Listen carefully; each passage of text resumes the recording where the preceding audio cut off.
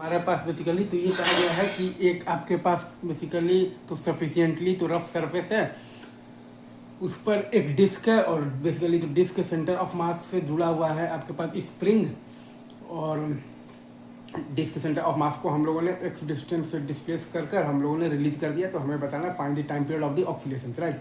तो अगेन जब हमने किया है तो v बराबर भी जीरो है और आपके पास ओमेगा बराबर भी जीरो है। तो v बराबर ओमेगा है, जीरो बराबर जीरो है। तो अब बस आपका स्टैटिक फ्रिक्शनल फोर्स खुद को ऐसे एडजस्ट करेगा ताकि v इक्वल टू ओमेगा तो है ही, और उसके साथ साथ a equal to alpha R भी हो जाए, ताकि v equal to omega pure rolling maintain रहे, राइट। तो a is equal to alpha R हमें लगाना है बेसिकली तो कंडीशन लगाना है for the pure rolling on the basically stationary ground के लिए, right sir, is it true. तो अच्छा, तो अब देखिएगा तो फ्रिक्शनल फोर्स का कोई भी एक आप डायरेक्शन मान सकते हैं। हमने मान लिया है बेसिकली फ्रिक्शनल फोर्स का डायरेक्शन मान लिया है, फॉरवर्ड डायरेक्शन में मान लिया है, राइट। अब अगर आंसर आ गया है आपके पास बेसिकली तो पॉजिटिव आ गया, मतलब कि जो माने हैं वो सही है, राइट सर।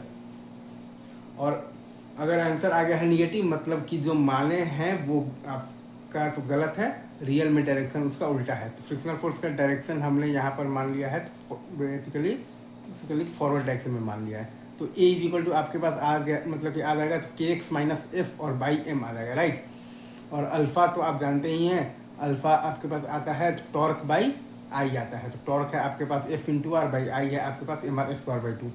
अब आपके पास लग गया है A is equal to alpha R, मतलब कि और वो लगाने से आपके पास एफ का वैल्यू आ गया है तो के एक्स बाई थ्री आ गया है, right sir, is it true.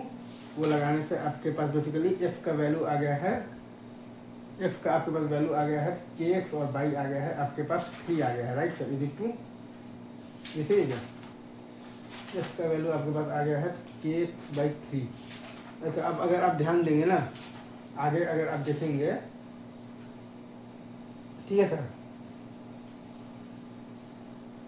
आगे अगर आप देखेंगे इसमें तो आपके पास एक्सलेशन आपके पास क्या आ जाएगा, ए इक्वल टू आपके पास आ जाएगा तो two K X by three M. T आपके पास जो टाइम पीरियड होता है वो क्या आ जाएगा, तो two pi under root of the three M by two K. जी आप चाहें तो ये सवाल को आप सॉल्व कर सकते हैं बेसिकली बाई दी कौन सा मेथड से, एनर्जी मेथड से भी आप चाहें तो बहुत आसानी से सॉल्व आप इस सवाल को कर सकते हैं, right sir, is it true. तो एनर्जी मेथड से जब आप जाएंगे ना सॉल्व करने के लिए, राइट, तो आपके पास क्या आएगा, आप जब जाइएगा सॉल्व करने के लिए एनर्जी मेथड से, तो आपके पास जब सेंटर ऑफ मास को आपने जब डिस्प्लेस तो किया है ना बेसिकली एक्स से, तो स्प्रिंग में आपके पास एलोंगेशन आया है बेसिकली एक्स आया है, तो half into K into X square है आपके पास स्प्रिंग का इलास्टिक पोटेंशियल एनर्जी। और चूंकि ये आपका प्योर रोलिंग ऑन दी एक मतलब भाई क्या है, तो स्टेशनरी ग्राउंड है, तो V is equal to omega आ रहा है, राइट, ये तो सही है। तो और हम लोग ये भी जानते हैं कि सिस्टम का विथ रिस्पेक्ट टू ग्राउंड आता है आपके पास सिस्टम का with respect to centre of mass, और फिर आता है प्लस आता है आपके पास सेंटर ऑफ मास का with respect to ground. System का विथ रिस्पेक्ट टू ग्राउंड आता है आपके पास सिस्टम का विथ मतलब with respect to centre of mass, और प्लस आता है आपके पास सेंटर ऑफ मास का basically with respect to ground.